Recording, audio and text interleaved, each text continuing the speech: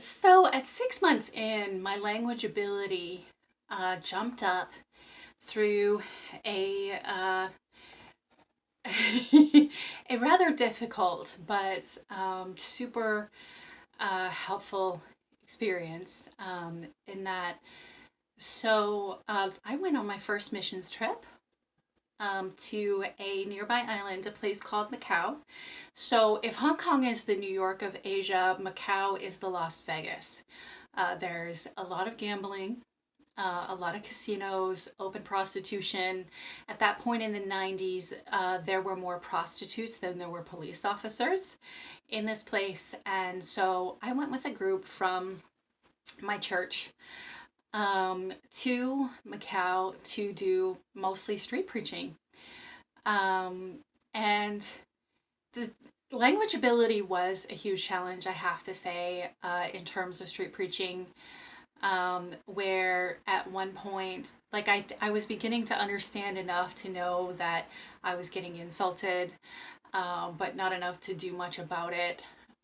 So you know, I had one lady that we tried to preach to, and she's like, "Well, you should talk to my son." And so we went across the street, and we began talking to this like 8-year-old kid, and I was 15 at the time, and I was doing the talking. I think me and the person I was paired up with, they decided that I should try as far as I could get.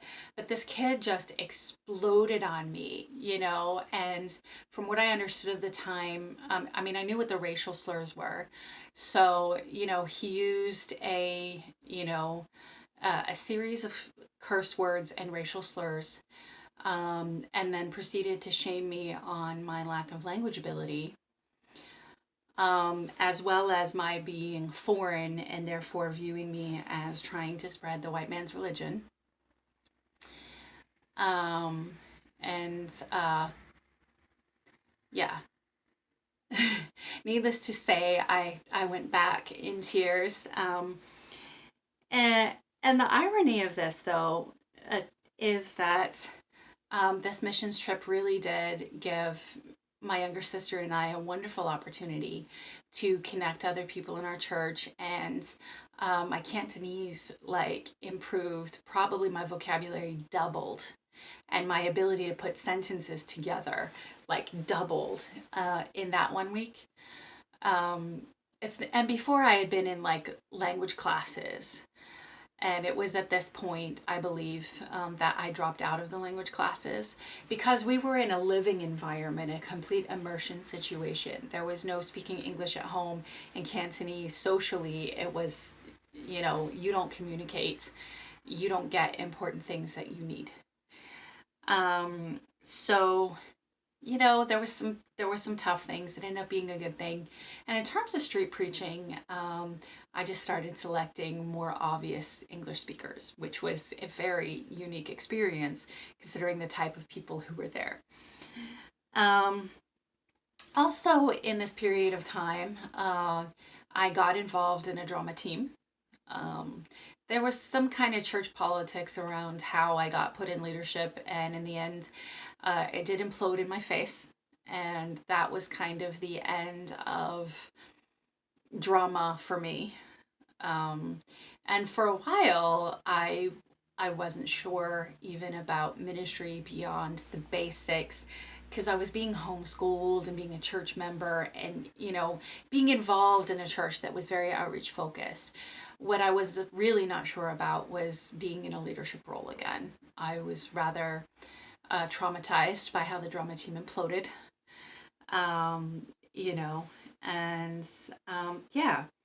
But overall, I would say Shepherd was a very good landing spot. Um, it was, like I said, it might have been 300 or 400 when we started going there. In the 10 years that I was there, it grew to over 2,000 people. It was something called a cell church, which is basically this large church where the emphasis is not on the Sunday service, but on the small group meetings during the week.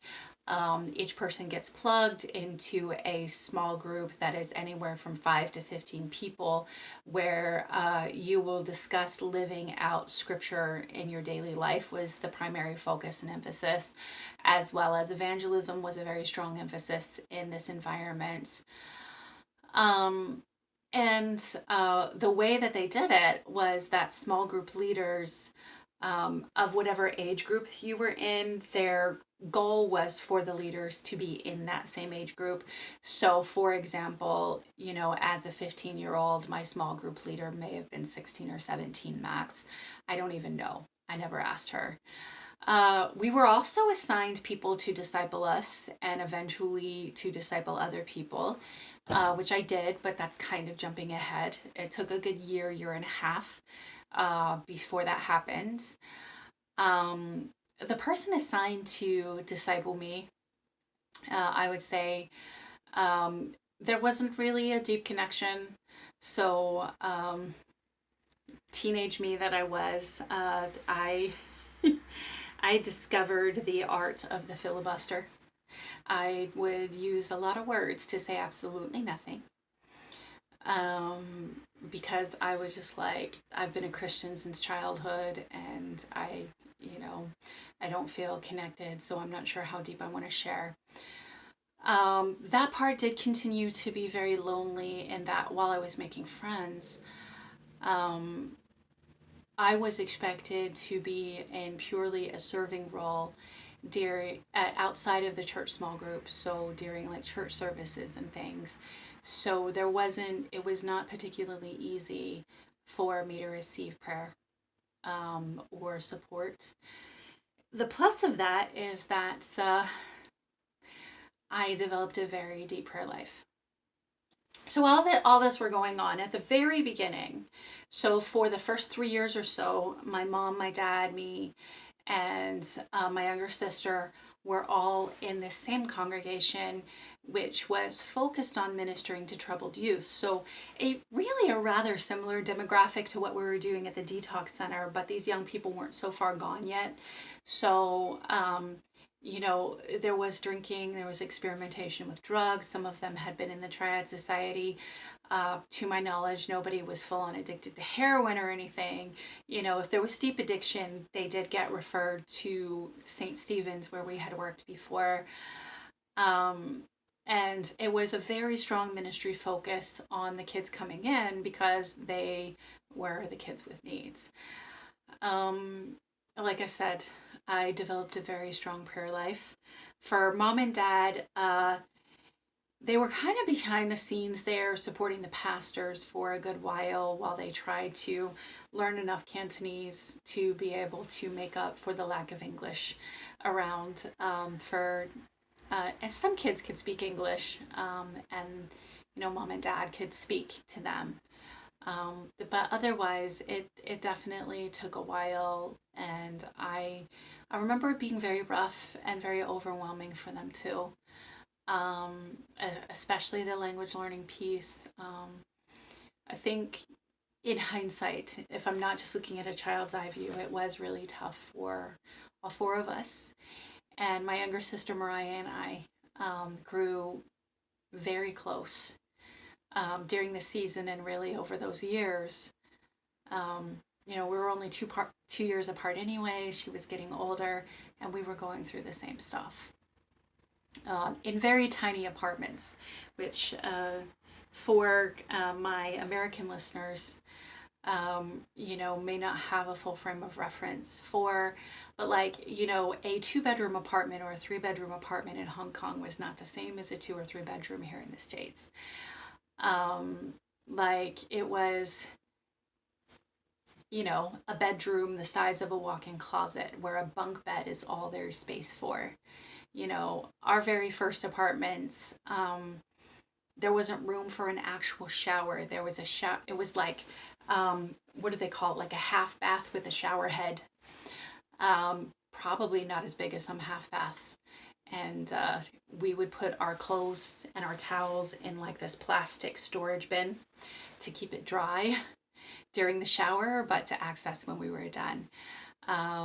Yeah, it was just in that, man, the four of us had been used to like a full size 2-story home with a basement. You know, um, there were six of us in there, but there was space, front and backyard, to these shoebox apartments.